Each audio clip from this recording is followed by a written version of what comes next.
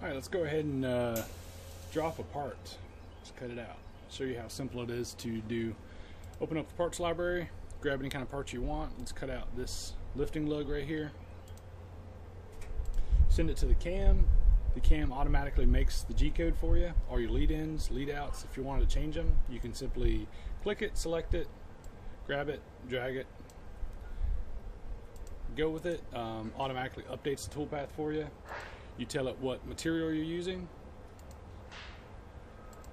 tell it what tip you're using. We're going to use a 45 amp today. Send it to the CNC, cut it out.